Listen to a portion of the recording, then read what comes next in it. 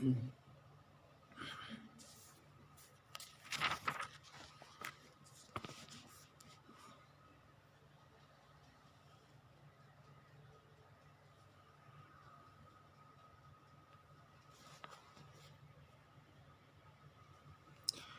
Afternoon students.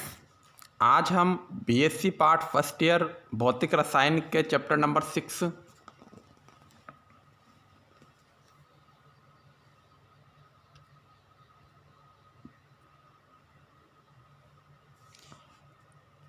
कोलाइडी अवस्था का अध्ययन करेंगे, जिसमें हम लास्ट क्लास में देख रहे थे कि वितरित प्रावस्था वितरण माध्यम के साथ किस प्रकार अंतःक्रिया करती है, उस आधार पर कोलाइड को दो भागों में बांटा गया है। द्रव स्नेही कोलाइड यानी लायोफिलिक कोलाइड और द्रव विरोधी कोलाइड यानी लायोफोबिक कोलाइड। द्रव स्नेही कोलाइड वह कोलाइड होते हैं जिनमें वितरित अवस्था तथा वितरण माध्यम के कणों के मध्य बंधुता अधिक होती है। उन्हें द्रव स्नेही कोलाइड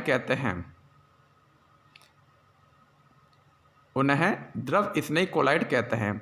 यदि वितरण माध्यम जल है तो उसे जल स्नेही हाइड्रोफिलिक कोलाइड कहते हैं। इनके कुछ मुख्य लक्षण निम्न हैं।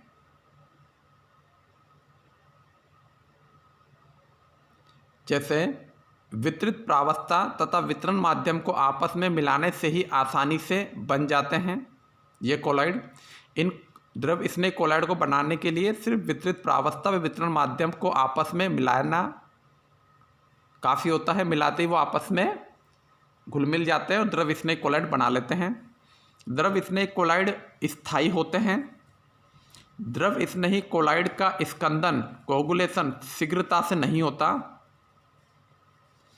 द्रव स्नेही कोलाइड उत्क्रमणीय रिवर्सिबल प्रकृति के होते हैं। उत्क्रमणीय यानी रिवर्सिबल प्रकृति के होते हैं। द्रव स्नेही कोलाइड के उदाहरण हैं गोंद का पानी में विलयन और प्रोटीन का जल में कोलाइड। गोंद का पानी में विलयन बनाना और प्रोटीन का जल में कोलाइड बनाना, यह है द्रव स्नेही कोलाइड। उसके बाद आते हैं द्रव विरोधी कोलाइड लायोफोबिक कोलाइड। द्रव विरोधी कोलाइड या लायोफोबिक कोलाइड ये कोलाइडी विलयन जिनमें वितरित प्रावस्था तथा वितरण माध्यम के कणों के मध्य कोई बंधुता नहीं होती है। यानी कि जिस वितरित प्रावस्था यानी विलय को वितरण माध्यम के अंदर घोला जा रहा है उनके बीच में कोई बंधुता नहीं है। इन्हें द्रव विरोधी कोलाइड या लायोफोबिक कोलाइड भी कहते हैं। यदि वितरण माध्यम इसमें हम जल काम में लेते हैं तो इन्हें लायोफोबिक कोलाइड की जगह हाइड्रोफोबिक कोलाइड शब्द का उपयोग किया जाता है, यानी हाइड्रोफोबिक कोलाइड कहते हैं। इनके कुछ मुख्य लक्षण निम्न हैं कि वितरित प्रावस्था को वितरण प्रावस्था में सीधे अगर मिलाया जाता है तो कोलाइड नहीं बनेगा। इसमें कोलाइड बनाने के लिए अलग विधियां काम में ली जाएंगी। किसमें? द्रव विरोधी कोलाइड या लायोफोबिक कोलाइड में। इसमें वितरित प्रावस्था को अगर वितरण माध्यम में मिलाया जाए तो आसानी से कोलाइड नहीं बनता है। इस कोलाइड को बनाने के लिए अन्य विधियां काम में ली जाती हैं। यह कोलाइड अस्थायी होता है।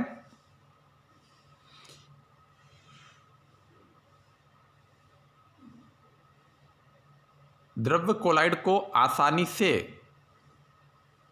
स्कंदित यानी कोगुलेट किया जा सकता है।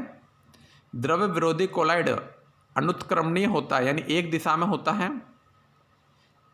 द्रव्य विरोधी कोलाइड को स्थायी बनाने के लिए स्थायी कारक की आवश्यकता होती है। अब स्थायी कारक कौन कौन से हो सकते हैं?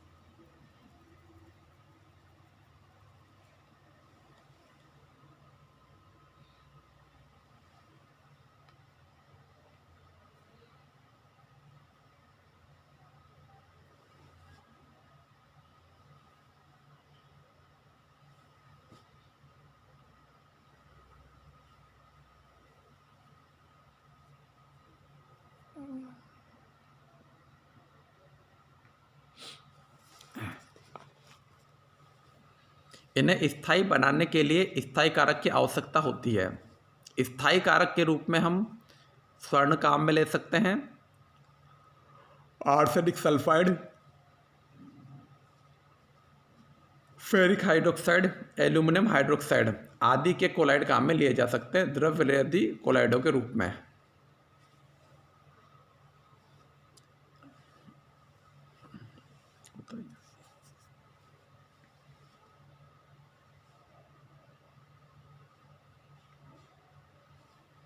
किस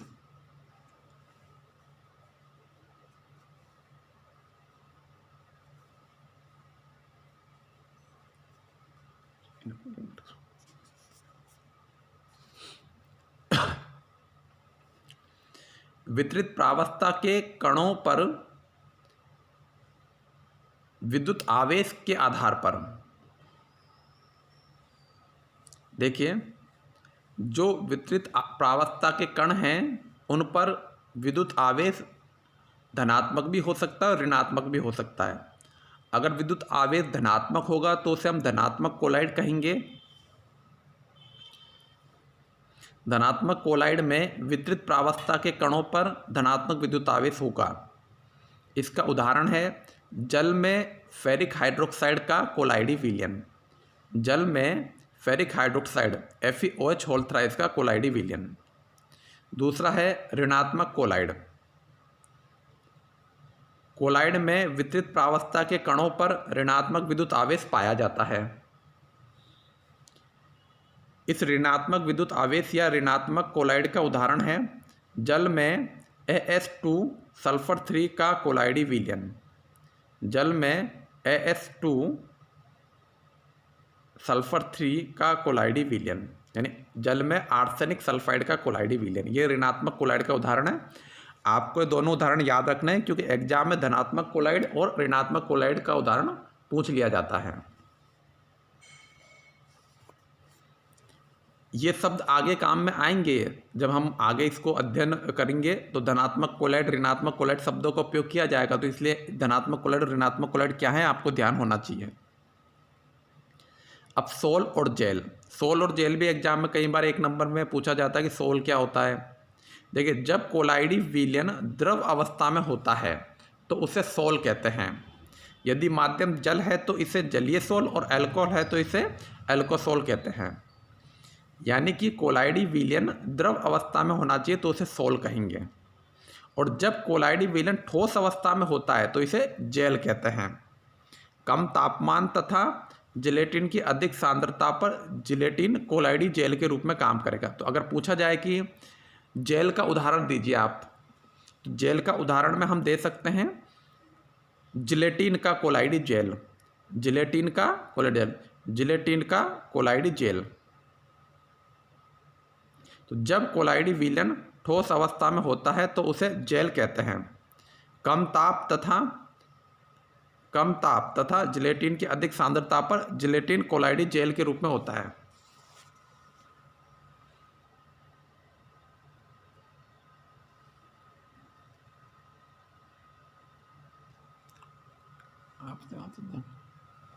सर जयपुर से जो मेरे लापता आया आज दिखाया नहीं गया है, देना तो बहुत बड़ी बात है।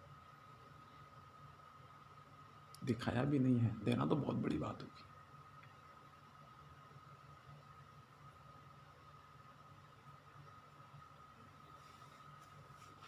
ये स्थितियां हैं इस कॉलेज की, ठीक है। इसके लिए मैंने कई बार इन्हें पत्र भी लिखा, लेकिन कोई असर नहीं हुआ। सौभाग्यमल जी ने अपने दिमाग का उपयोग करके इन सब को बेवकूफ़ बनाया। तो क्या करूँ बताओ, इज्जत खराब होनी थी। अरे बहुत गुरु घंटा हालत रही है, 6 महीने में नहीं तो 6 साल में मेरा तो समझौता हो जाएगा, ठीक है।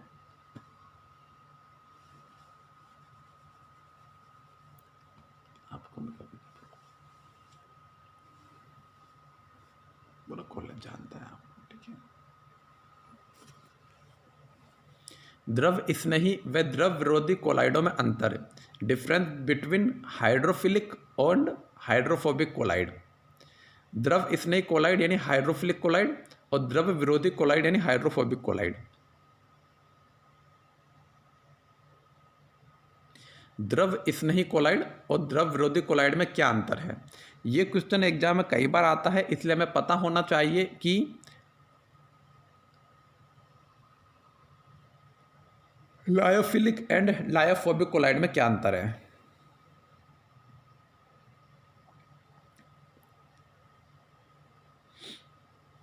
तो पहले हम देखते हैं द्रव स्नेही कोलाइड। तो ये विलायक के संपर्क में आने पर तुरंत ही कोलाइडी विलयन बना लेते हैं, जबकि सेकंड नंबर पे जो है द्रव विरोधी कोलाइड ये है, विलायक के संपर्क में आने पर आसानी से कोलाइडी विलयन नहीं बनाते हैं। द्रव स्नेही का विलयन स्थायी होता है, सेकंड वाले का अस्थायी होता है। द्रव स्नेही कोलाइड विद्युत अपघट्य मिलाने पर आसानी से विक्षेपित नहीं होते हैं, जबकि सेकंड वाले हैं जो द्रव विरोधी हैं वो विद्युत अपघट्य मिलाने पर आसानी से विक्षेपित हो जाते हैं। द्रव स्नेही कोलाइड उत्क्रमणीय होते हैं, अतः अवक्षेपित होने के पश्चात विलायक मिलाकर उन्हें पुनः कोलाइडी अवस्था में लाया जा सकता है। द्रव विरोधी कोलाइड अनुत्क्रमणीय होते हैं, अतः अवक्षेपण के पश्चात अर्थात विलायक मिलाकर उन्हें पुनः कोलाइडी अवस्था में नहीं लाया जा सकता।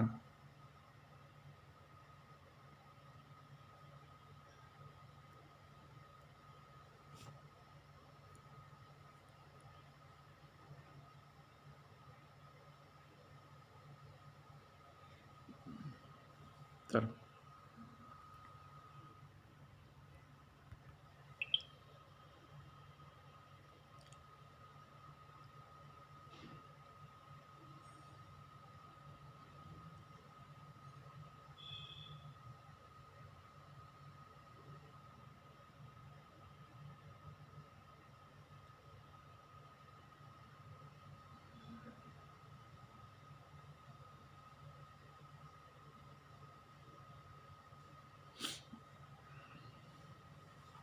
ग्रुप में टिप्पणी मैंने की है, लेकिन पर्सनल टिप्पणी इन्होंने की है पहले। इनसे मेरा बहुत अच्छा व्यवहार था भी और है भी। ना तो ये मेरे ऊपर पर्सनली कहीं मौखिक टिप्पणी करें और ना ही ये ग्रुप में कोई टिप्पणी करें। ये मेरी तो रिक्वेस्ट और क्या है।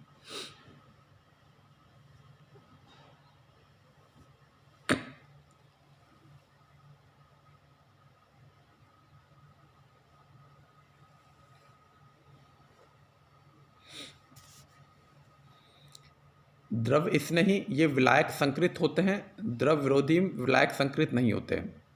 द्रव स्नेही का पृष्ठ तनाव वितरण माध्यम से कम होता है, जबकि सेकंड वाले का पृष्ठ तनाव वितरण माध्यम के समान होता है। फर्स्ट वाले में श्यानता वितरण माध्यम से अधिक होती है, दूसरा श्यानता वितरण माध्यम के समान होती है।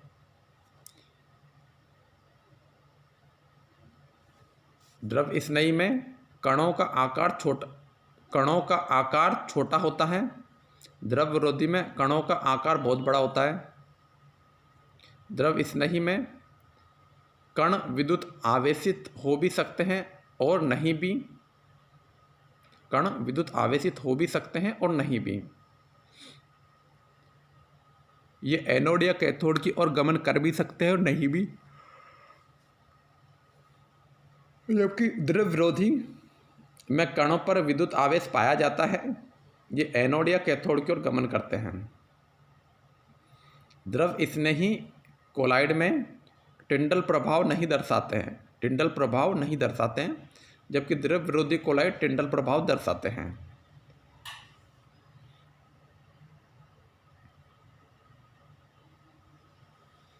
द्रवों में ठोस के कोलाइडी विलयन अर्थात सोल बनाने की विधियां।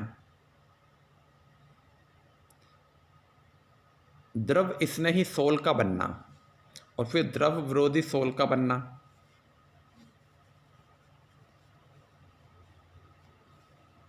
द्रव स्नेही सोल के बनने में इस प्रकार के सोल विलय पदार्थ को उचित विलायक में घोलकर गर्म करके आसानी से बनाए जा सकते हैं। द्रव स्नेही सोल जैसे जिलेटिन, स्टार्च, गोंद और उच्च बहुलकों के सोल। जिलेटिन, स्टार्च, गोंद और उच्च बहुलकों के सोल।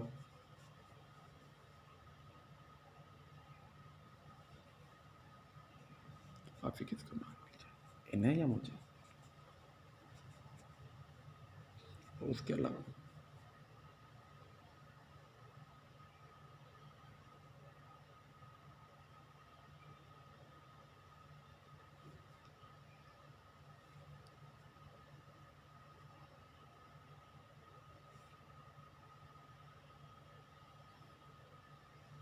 ठीक है।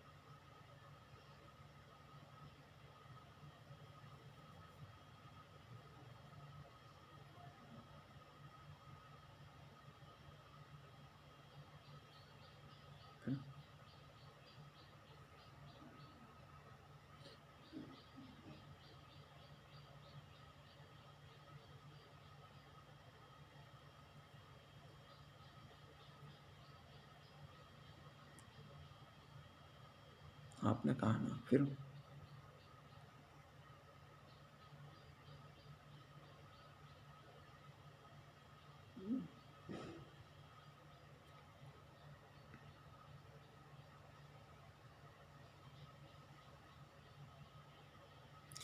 द्रव में ठोस के कोलाइडी विनेल अर्थात सोल बनाने की विधियों का अध्ययन हम द्रव स्नेही सोल के बनने और द्रव विरोधी सोल के बनने के आधार पर करेंगे।